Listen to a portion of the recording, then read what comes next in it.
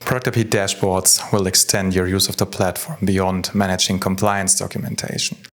It will help you to step up your game, providing insights into critical metrics such as risks, supplier performance, and operational performance. In other words, ProductIP Dashboards have to become an integral part of your business decision-making.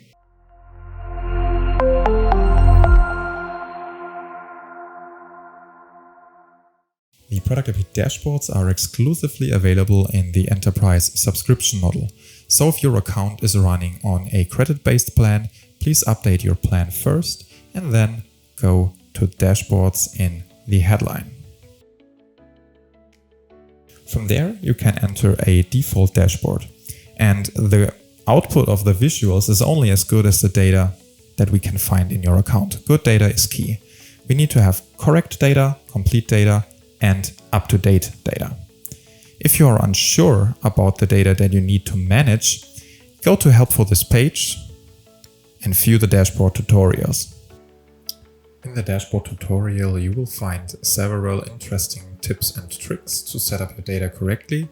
For example, complete the requirement list correctly, add the document risks to your documents, using the workflow status to monitor file progress, activate the supplier profile to see the actual supplier names in the dashboard, follow up correctly on the supplier's invitations. Each topic has its own guide for more information.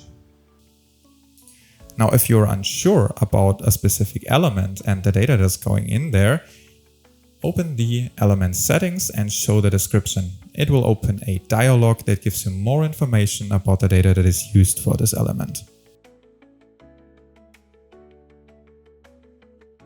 The first default dashboard is categorized into two sections. The first 6 elements that you can see here are about general operational performance.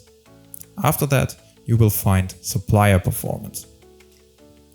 Now, the data of suppliers is only shown if you have activated supplier profiles. Otherwise, you will find only suppliers without profiles in your dashboard.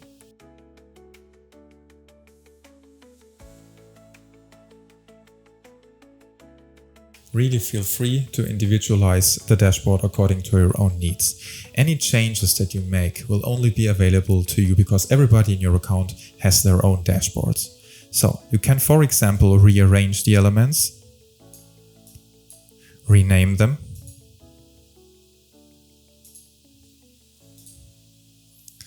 or remove them. You can also add entirely new dashboard elements from the library.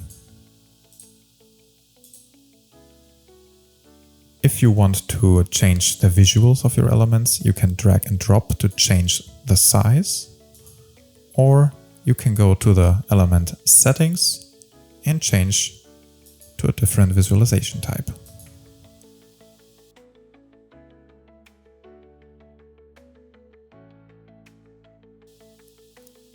If you're afraid that something goes wrong, don't worry.